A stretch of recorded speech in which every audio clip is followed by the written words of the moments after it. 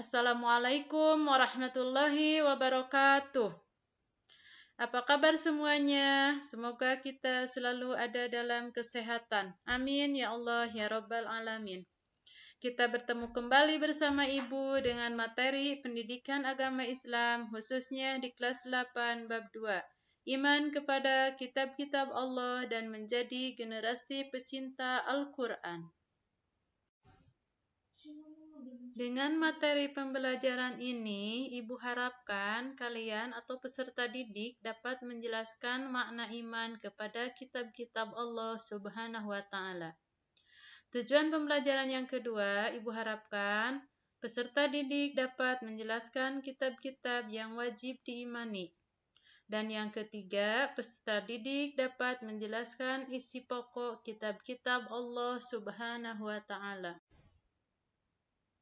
Di antara kalian ada yang sudah tahu tidak rukun iman yang keberapa iman kepada kitab-kitab Allah?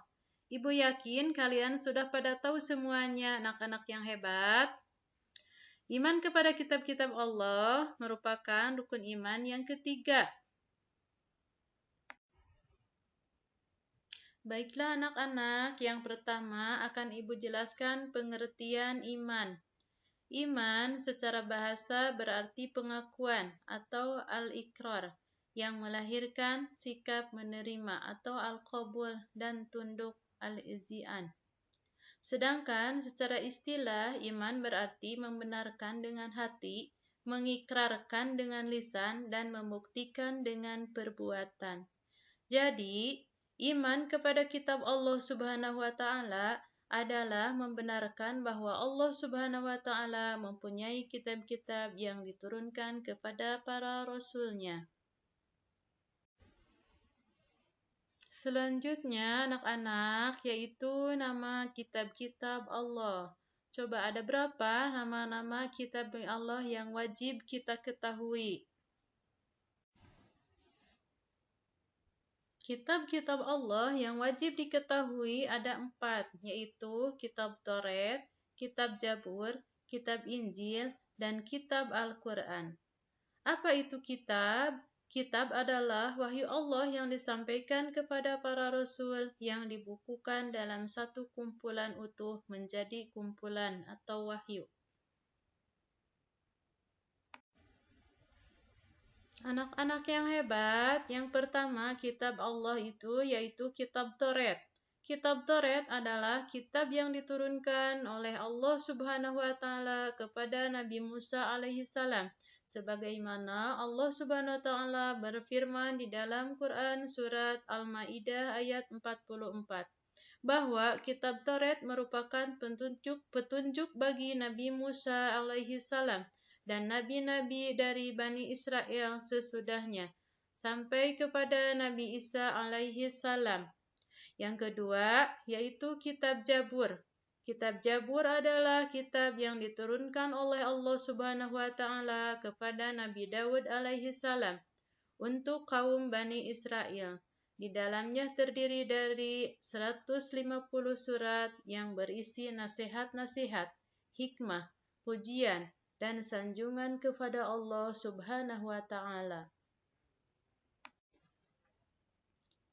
Dan yang selanjutnya yaitu kitab Injil. Kitab Injil adalah kitab yang diturunkan oleh Allah Subhanahu wa Ta'ala kepada Nabi Isa alaihi salam. Di dalamnya merupakan penyempurnaan isi Taurat yang telah berakhir masa berlakunya. Selain itu juga untuk membenarkan kitab Taurat yang mengandung nilai-nilai yang dapat menyelamatkan umatnya dari kesesatan dalam akidah dan amal perbuatan. Kemudian, kitab Injil juga berisi petunjuk dan pengajaran baru. Salah satunya adalah ajaran yang memberitahukan bahwa akan muncul seorang nabi yang mempunyai sifat-sifat mulia. Syariatnya lebih sempurna dan bersifat universal atau menyeluruh, tidak terbatas oleh waktu dan tempat. Dia adalah Nabi penutup dan Rasul terakhir, yaitu Nabi Muhammad sallallahu alaihi wasallam. Baiklah anak-anak ibu yang hebat, untuk kitab yang terakhir yaitu kitab Al-Quran. Kitab Al-Quran merupakan wahyu Allah yang diturunkan kepada Nabi Muhammad SAW dan merupakan Nabi yang terakhir. Dan Al-Quran merupakan wahyu Allah terakhir yang membawa kebenaran, mencakup isi dan membenarkan kitab sebelumnya. Ibu yakin kalian semuanya sudah tahu Al-Quran yang sering kita baca dalam kehidupan sehari-hari ya.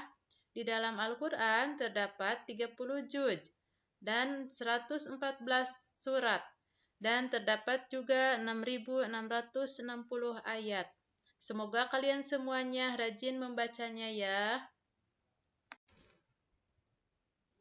Bagaimana sih caranya menjadi generasi pecinta Al-Quran? Menjadi generasi pecinta Al-Quran adalah kewajiban kita sebagai generasi penerus Muslim. Mencintai Al-Quran bukan hanya membeli dan memajang Al-Quran saja ya, tapi juga kita mau membaca bukan hanya sekedar membaca buta tanpa tahu makna. Kita harus juga pelajari kandungan-kandungan setiap ayat dalam Al-Quran, sehingga kita bisa paham ilmu di dalamnya. Dan harus membaca Al-Quran juga harus sesuai dengan ilmu tajwid ya, harus tartil juga. Tangga selanjutnya, cara kita mencintai Al-Quran setelah memahami artinya. Tahapan berikutnya adalah menadaburinya, yaitu merenungkan maknanya dan membangun kesadaran dalam diri agar terdorong untuk mengamalkannya dalam kehidupan sehari-hari. Nah, anak-anakku yang hebat, langkah berikutnya adalah tentu saja mengamalkan dalam kehidupan sehari-hari. Dalam suatu hadis yang diriwayatkan Imam Ahmad dijelaskan bahwa puncak dari pengamalan Al-Quran dalam kehidupan adalah akhlak yang mulia. Sementara akhlak mulia adalah cerminan orang yang bertakwa. Hubungan antara iman kepada Al-Quran, akhlak mulia, dan ketakwaan ini dapat dibaca pada Quran Surat Al-Baqarah ayat 2-4 berikut ini. Yang artinya yaitu, kitab Al-Quran ini tidak ada keraguan padanya, petunjuk bagi mereka yang bertakwa, yaitu mereka yang beriman kepada yang gaib, melaksanakan sholat, dan menginfakkan sebagian rezeki yang kami berikan kepada mereka. Dan mereka yang beriman kepada Al-Quran yang diturunkan kepadamu, Nabi Muhammad, dan kitab-kitab yang telah diturunkan sebelum engkau. Dan mereka yakin akan adanya akhirat. Al-Baqarah ayat 4. Terima kasih ya anak-anak, semoga bermanfaat. Terima kasih semuanya anak-anak ibu yang hebat, semoga bermanfaat dan kalian semuanya dapat mengamalkannya dalam kehidupan sehari-hari. Wabillahi taufiq wal hidayah. Wassalamualaikum warahmatullahi wabarakatuh.